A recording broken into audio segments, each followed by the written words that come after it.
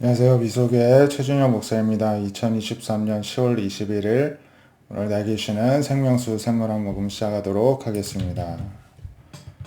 이사야 14장을 보시면은 바벨론에 대한 예언이 나와 있는데요. 하나님께서 이스라엘을 이제 이사야 말씀은 이제 앞으로 남유다가 멸망을 하고 바벨론의 포로로 끌려갈 것을 이제 예고하지 않습니까?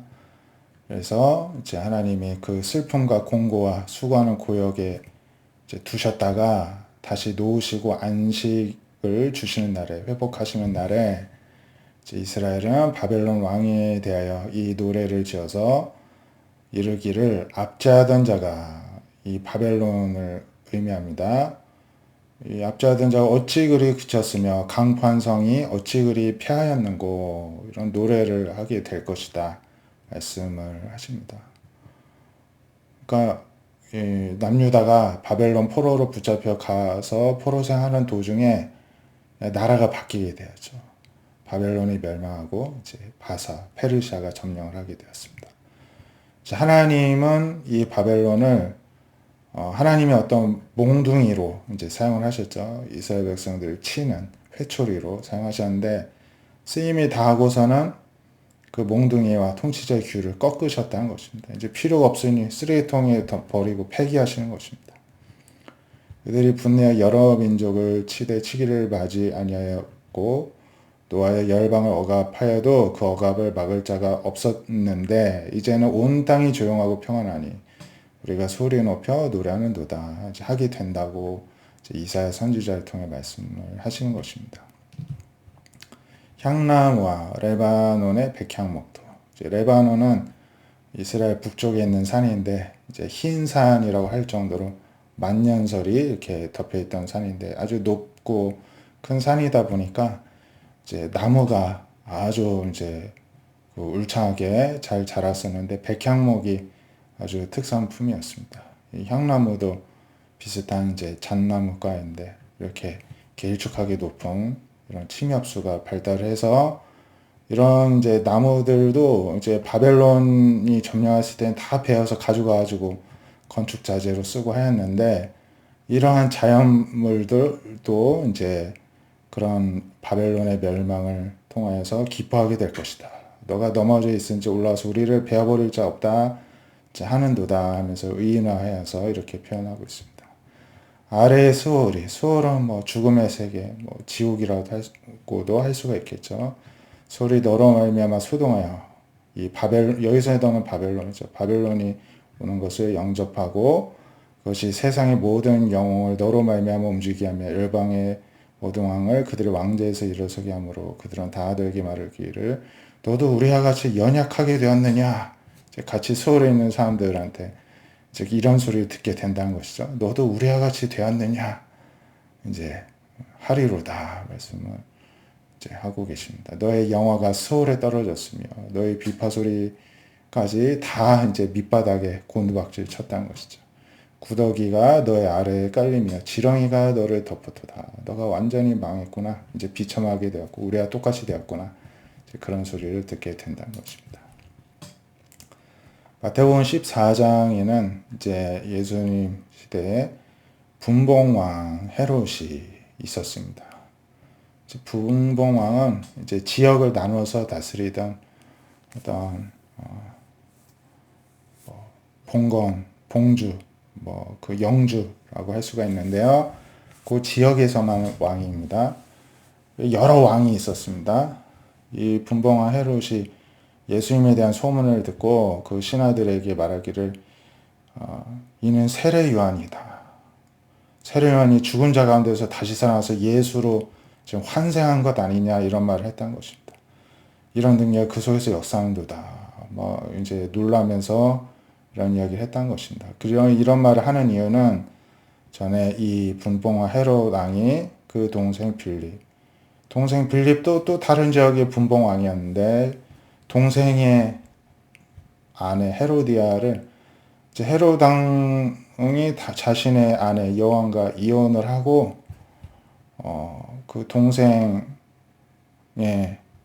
아내 자신의 처로 맞이를 한 겁니다. 심지어는 남편이 살아있는데도 그런 일을 저질렀습니다. 그래서 세례요한이 이들을 지적하였죠. 4절에 보니까 요한이 헤로데스에 말하되 당신이 그 여자를 차지한 것이 옳지 않다 지적하였습니다. 그랬더니 요한을 잡아서 결박하여 옥에 가두었다는 것입니다. 헤롯이 바로 요한을 죽이고 싶었는데 이제 백성들이 그를 선지자로 여기니까 이제 동요할까봐 막 들고 일어날까봐 이제 두려워서 가만히 둘 수밖에 없었다는 것입니다. 마침 헤롯의 생일이 되어 헤로디아의 딸이 연석 가운데 이제 연회장 가운데서 막 춤을 추면서 헤롯 왕을 기쁘게 해주었습니다. 헤롯이 맹세로 무엇이든지 달라는 대로 주겠다 약속을 했더니 이제 자기 어머니가 시킨 대로 세례 요한의 머리를 소반에 얹어 여기서 4개 주소서 하였습니다.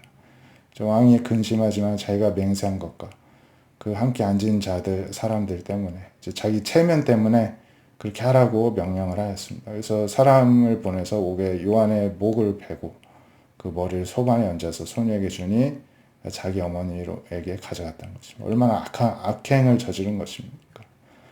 요한의 제자들이 와서 시체를 가져다 장사하고 이제 예수님께 이 소식을 전했다고 전하고 있습니다. 세례 요한의 머리가 왜 잘렸습니까? 이들의 악행을 지적하였더니 머리가 잘렸죠.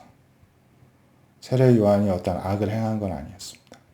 악을 지적하였더니 그 악이 다시 사납게 달려들어서 세례 요한의 목숨을 빼앗아 간 겁니다.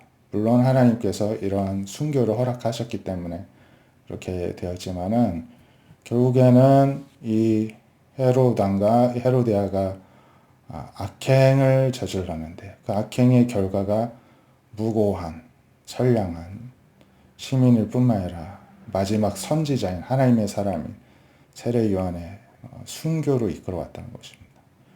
그러니까 완전히 하나님과 정반대 사탄의 일을 지금 하고 있다는 것이죠. 우리 역시도 잘못을 할 수가 있고 지적당할 수가 있는데 그때가 중요합니다. 하나님의 사람은 다윗도 똑같이 이런 비슷한 악행을 저질렀죠. 부하의 아내를 빼앗아 자신 아내로 삼지 않았습니까? 나단 선지자가 지적하였죠. 하나님의 명령을 받고요. 그랬을 때 어떻게 하였습니까? 인정을 하였습니다. 그리고 회개하였습니다. 그럴 때 하나님의 용서를 받았죠. 이게 하나님의 사람의 모습이고요. 사탄의 사람의 모습은 어떻습니까? 그 말한 선지자를 죽였습니다. 이때만이 아니라 구약시대에 수많은 선지자가 그래서 순교를 당한 것이죠. 그냥 자신의 악행을 정당화시키려고 하나님의 사람을 치는 것입니다. 이게 사탄의 사람의 특징인 것입니다. 우리도 똑같이 어떤 잘못을 지적받을 수가 있는데 그때에 여러분은 어떻게 하겠습니까? 말하는 사람의 입을 막아버리고 그 사람의 어떤 약점을 찾아내서 그 사람 쳐서 보복을 하겠습니까? 아니면은 맞다고 인정하고 하나님 앞에 나아가 통회하는 마음으로 자복하고 회개하겠습니까? 그거는 선택이 각자 자신에게 있는데요. 그 대가는 너무나도 크고 극과 극으로 달리는 것 같습니다. 그래서 결정적으로 하나님의 사람의 특징은 자신을 스스로 부러뜨리고 포기하고 항복할 수 있다는 데 있습니다. 그러니까 믿음이 없는 사람의 특징은 절대 항복하지 않습니다. 절대 지려고 하지 않고 하나님마저도 이기려고 합니다. 이게 믿음이 없는 사람의 특징이고 믿음이 있는 사람은 잘 인정합니다. 수긍합니다. 그리고 하나님께 항복하고 집니다. 이거를 잘하는 사람이 믿음이 좋은 사람입니다. 여러분은 어디에 서시겠습니까?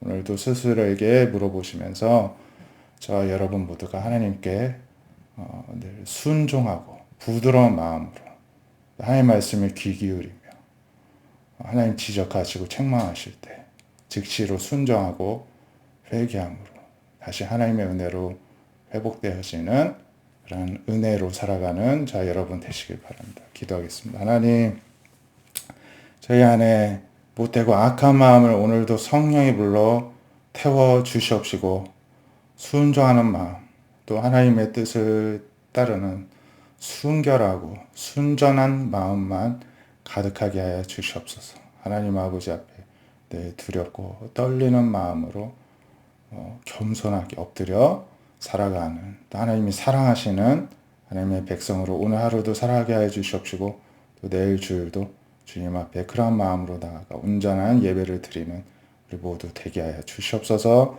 살아계신 예수님의 이름으로 감사기도 드립니다. 아멘. 오늘 또 주 안에서 잘 쉬시고 또 주일도 기도로 잘 준비하시는 하루 되시기를 축복드립니다. 감사합니다.